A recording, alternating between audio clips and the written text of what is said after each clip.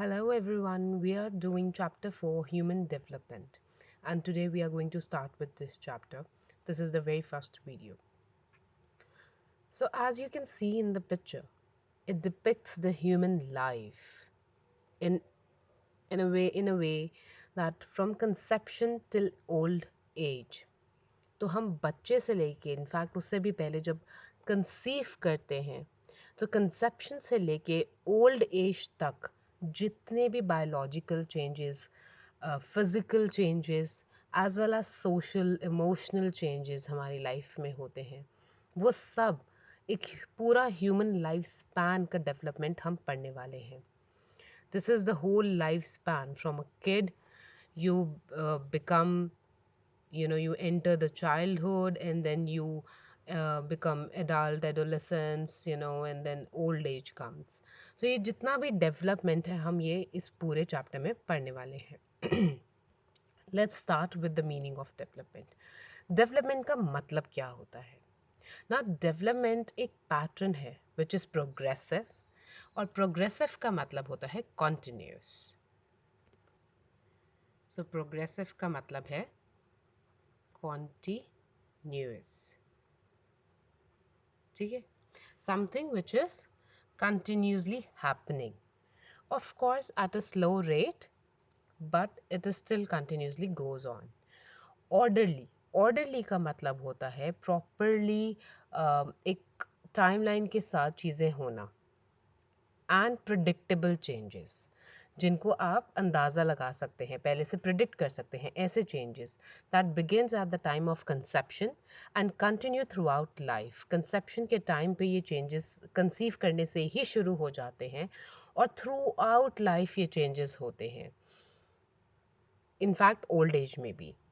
सो development एक ऐसा pattern है जो कि कॉन्टिन्यूस है, प्रोग्रेसिव है, ऑर्डरली है और प्रिडिक्टेबल चेंजेस हैं.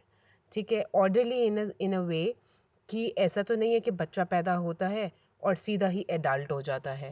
There is a way, infant होते हैं, देन चाइल्डहुड होता है, फिर उसके बाद एडोलेसेंस लाइफ होती है, and then you become adult, right? So there is a proper order to follow it.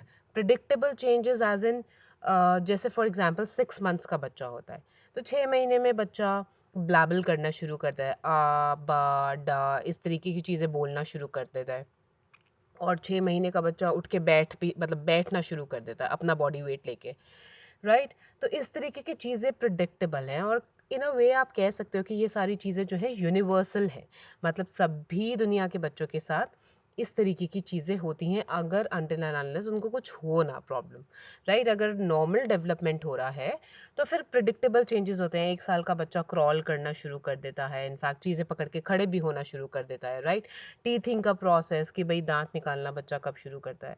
तो प्रॉपर ऑर्डर में डेवलपमेंट हो रही है और प्रिडिक्टेबल चेंजेस हैं, यानी कि हम इन चेंजेस को प्रिडिक्ट भी कर सकते हैं कि किस एज में क्या होगा, राइट? एंड देन इसकी बात करें तो कंसेप्शन से लेके थ्रू आउट लाइफ चलते हैं ये चेंजेस हमारे. वो बात अलग है कि ओल्ड एज तक आते आते चीज़ें डिक्लाइन होना शुरू हो जाती हैं, राइट? तो ग्रोथ को और डिक्लाइन दोनों ही डेवलपमेंट का हिस्सा है. Growth as well as decline. Growth और डेवलपमेंट सेम चीज़ नहीं है, right? There is a difference between development and growth. जब हम ग्रोथ की बात कर रहे हैं तो ग्रोथ में तो आपका हाइट ग्रो करता है, आपका बॉडी वेट ग्रो करता है, राइट? तो ग्रोथ में आपके नेल्स ग्रो करते हैं, आपके हेयर्स ग्रो करते हैं. But when we talk about development, it is a much more deeper and a bigger concept. Development का सिंपल सा मतलब होता है जिसमें आपकी कॉग्निटिव डेवलपमेंट भी आ रही है, आपकी लैंग्वेज सोशल डेवलपमेंट भी आ रही है, लैंग्वेज डेवलपमेंट भी आ रही है, ठीक है, और आपका बॉडी का जो डेवलपमेंट हो रहा है वो डेवलपमेंट भी. तो development is a broader term, it's a bigger and broader term. उसके अंदर growth is very limited. Growth is like कि कुछ चीज़ ग्रो कर रही है बट एक टाइम के बाद आपकी हाइट ग्रो करना बंद कर देती है आप, लेकिन आप स्टिल यू डेवलप, राइट? आपकी डेवलपमेंट ओवरऑल डेवलपमेंट की बात हो रही है. डेवलपमेंट जो इन्फ्लुएंस होती है, development is influenced by the interplay of biological, cognitive and socio emotional processes, right?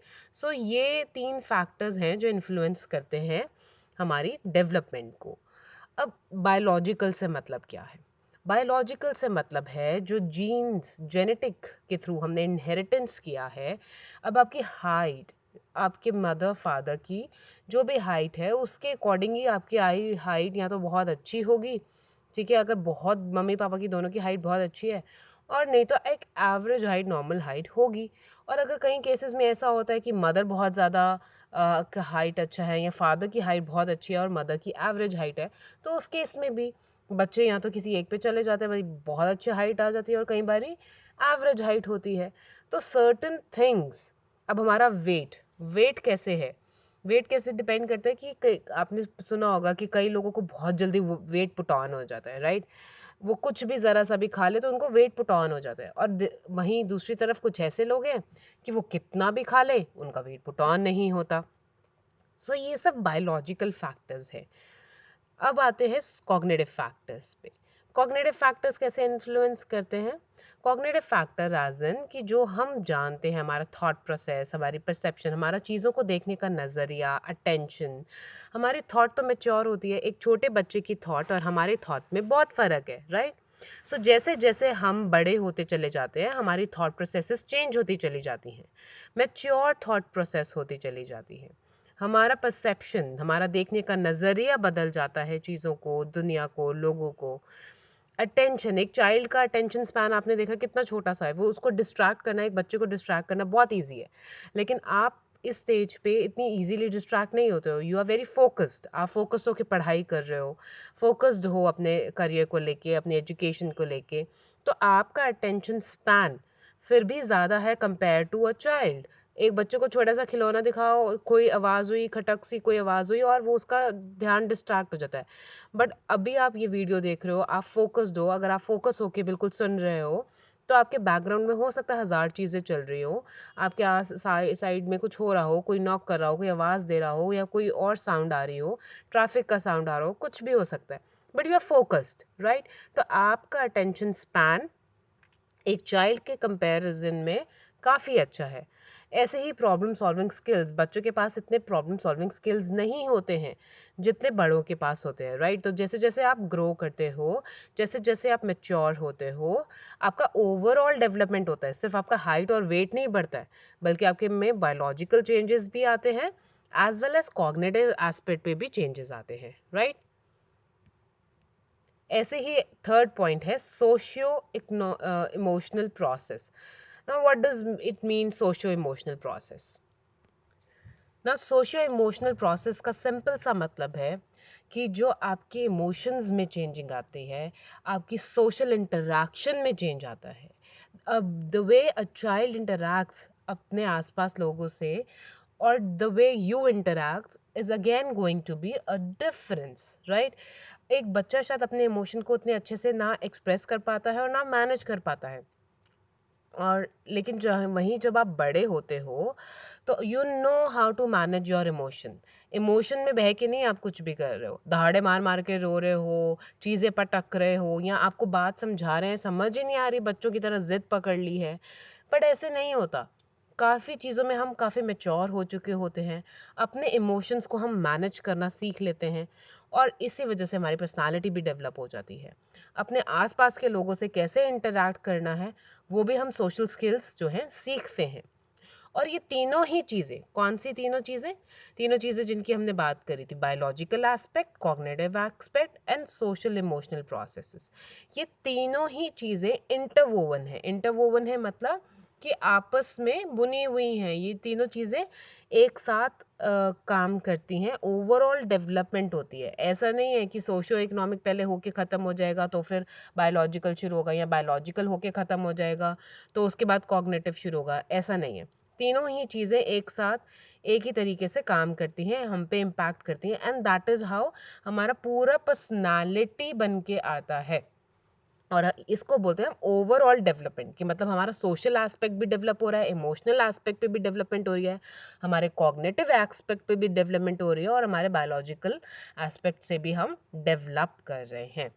I hope that you like this lecture. If you do, please like this video, subscribe this channel for more, and do let me know in the comments how did it go for you. I hope that you keep learning with me, keep revising also. I'll see you in the next video. Take care. Bye.